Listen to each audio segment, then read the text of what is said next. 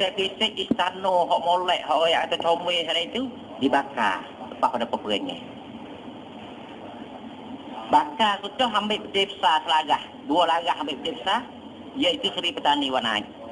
Masa itulah masjid Kisik kena bakar. Tapi alhamdulillah, dengan pertolongan Allah Subhanahu Taala, masjid Kisik dibakar sungguh bumbung atas saja, hok utuh turun kena panah api. Dengan sana ia tak ada lagi cara betul apa ni besi hak di atas. Tapi semua istana semua dibakar habis. Umur rakyat orang dibakar habis. Bakar sampai ke Sungai Pandai. Orang hotel lagi itu pergi nusuk di Ceruk. Di kampung Ceruk dengan kampung Bakar. Hotel lagi. Hak tak ada lagi itu pakai wak naik bakar. Wak naik bakar tu song uji, 2 cara. Hak poh dalam perahu boleh ni tu pocok keting dengan rotai. Cocok keting dengan rotai. Hak tak ada poh dalam perahu sana tu cocok telinga berderek berjalan baris ni. Setengahnya lari daripada Lega, pecah cegi, setengahnya lari daripada Petburi. Kalau saya Petburi, saya pakai dia mengaku tadi anak cucu buat orang petani yang lari macam itu. Lari pergi sampai di muka Patram, di bakok sana itu, ada sepuak tak saya tinjuk tanah siya. Pakak kok dia, bos apa, kawasan Pak nampak kat ujung dari laut, mati laut. Dah banyaklah masalah dalam sejarah tu. Sampai kali ni kita panggil pok orang Bakok kata Melayu Bangkok. Dah orang Melayu duduk sini, duduk di Bakok. Duduk gali Klong Sensep, apa semua tu orang petani Bakok gali sungai Klong Sensep. Sore hak gali sungai sana itu, dia kena piyak. Kena piyak belakang sampai ke tubik darah sana itu. Sampai ke laung, kata aduh pedih. Laung aduh pedih sana itu mati di sungai. Askar dia tanya gapo pedih. Jawab Melayu hak dia kata Sensep. Maka sungai tu dinamakan Sungai Sensep. Sungai Sensep buat oleh celik pasal ni. Ambil orang petani hidup menanam padi, buat padi duduk kata pino. Duk habis dari petani sampai main buri, Indon buri, mana duk kecap Melayu, Pak Keluar ni, Cak, tu hak per tu, semua keturunan daripada sini. Orang dalam kuasa Merang Luang, hak sidik-sidik aku nak hidup bakok habis. Pok kita ni jeli duk nusi tulah mana lagi tak tahu duk menyawa duk pakai gini. Itulah nak rakyat kisah dia sejarah juga itu. Jadi tak sedar pula. Jadi nak rakyat kata orang alim dulu hari itu bukan sekadar dia alim, bukan sekadar dia mengarang kitab besar saja dah. Jasa dia bak lain ada lagi. Banyak perkara. Dalam sejarah tokoh ulama Semenanjung Tanah Melayu, ni jilid pertama. Dia orang kata Syekh Daud sana itu duduk di Mekah sudah turun pula tempat kita dalam tanah air ni 3 kali. 3 kali kelik di tanah. Kelik di tanah 3 kali tak lain tak bukan usaha nak buka pondok nak mengajar di kampung tempat ini. Dan dalam kelik mari sana itu timbul peperangan. Dia pun perang habis sekali. Kemudian yang ketiga, Syekh Daud mari sana itu mari dengan sahabat yang qarib iaitu Syekh Abdul Somad Al-Palembani, orang Palembang Indonesia. Syekh Abdul Somad ni pengarang kitab orang alim besar. Mari sekali Syekh Daud hak yang ketiga.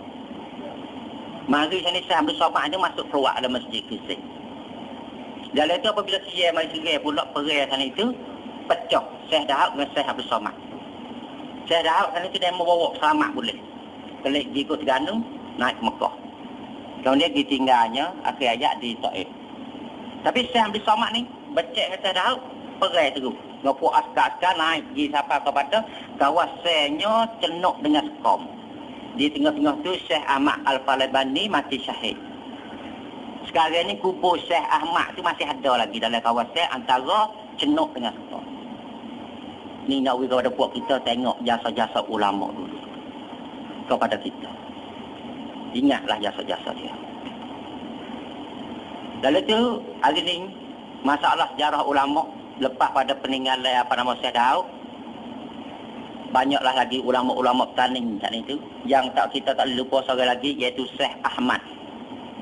Syekh Ahmad bin Muhammad Zain, yang mana beranak tempat dia di Sungai Jambu. Hak terkenal kata Tuk Faridah. Syekh Ahmad, orang ni pun orang alim besar. Alim banyak perkara.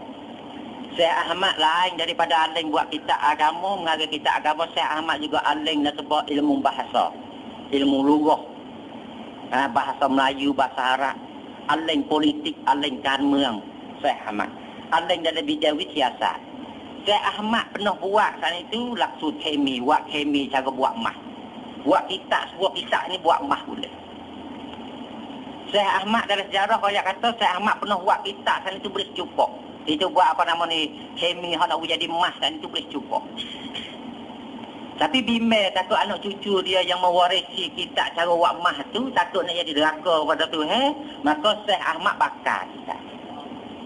Tapi emas cukup tu maknanya bagi keluar zakat bagi anak cucu. Ni nak ayat terpintarnya man semua ulama lepas ni.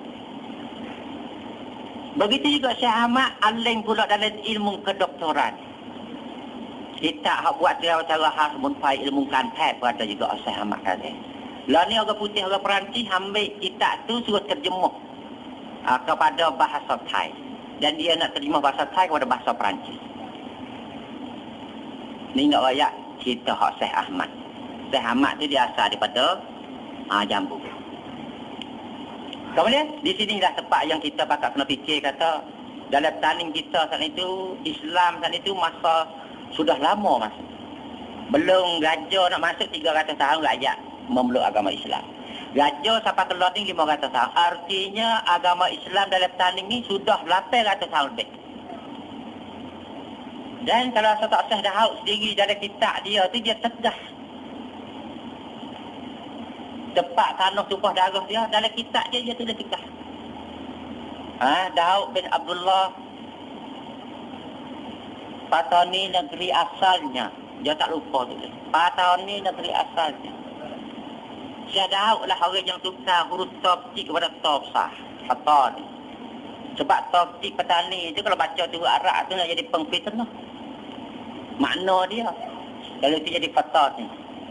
Bangsa kepada orang yang bijak, orang yang arif. Jadi masuk sesuai dengan tanah taning kita ni penuh dengan orang yang bijak, orang alim. Masuk. Lalu Al-Fatani itu nama gelar dia ada sama. Asalnya petani. Dan satu lagi hak yang tegas yang Daud pula iaitu Syafi'i mazhabnya. Dari kitab dia ada. Syafi'i mazhabnya. Lalu hari ini cuba kita fikir tengok kepada lipatan sejarah sejak daripada awal pembawa Islam masuk mari pada tempat kita ni tak lain tak bukan ulama mazhab Syafi'iyah. Maka arti di sini mazhab Syafi'iyah sudah bertapak sebagai pokok kayu yang besar berorak tunjang kepada bumi ibu pertiwi kita 800 tahun. Lalu itu bukan perkara yang mudah-mudah bagi orang yang tidak faham sejarah. Bagi orang yang tidak faham sejarah, silapnya untuk nak mengkhianati masalah kepahaman mazhab Syafi'i dalam. Dan Islam, mazhab Syafi'i dalam tadi sudah bukti dah kata membangun petani ini sebagai negara Islam, daulah Islam, Islamiyah. Dalam tadi. Lalu marilah kita bersama-sama hari itu, bakat kita hari itu, ambil berat dalam masalah sejarah. Sebab masalah satu-satu umat, satu-satu bangsa, kalau kita kehilangan sejarah, hilang pedoman saat itu, kita akan gagal tempat kita nanti yang akan datang. Kita tidak tahu masalah kebudayaan kita, peradaban kita, sakafah kita tak tahu. Dia timbul masalah dalam masyarakat kita lah ni, itu banyak perkara dia dicampur aduk. Dicampur aduk. Saya rasanya masalah kita sejarah ni, lebih kurang saya nak berhenti start, takut nak ada soalan-soalan daripada yang saya hormati, yang saya kasihi belakang. Dan kalau ada soalan tu minta soal. Saya takut-takut ada banyak ni berasa sok, berasa sekil, minta soalan dah insyaAllah. Sebab masa pun panjang kat ni. Jadi ada soalan kata pertanding jatuh tadi itu ataupun kalah tu apa sebab? Jadi sebabnya ada 2-3 sebab. Dalam sejarah kata masalah kafe Harbi ni daripada Bakok. Dia usaha untuk nak serai pertanding ni kali semua. Kali yang kena baru dia berjaya. Jadi masuk dengan soalan kata apa sebab boleh jatuh.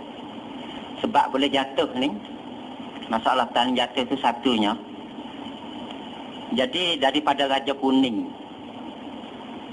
Raja Kuning ni Tok laki dia tu orang panggil nama Sultan yang di-Pertuan Muda, raja daripada negeri Johor. Daerah Johor dulu itu adalah daerah atau penjajahan dari Tanin.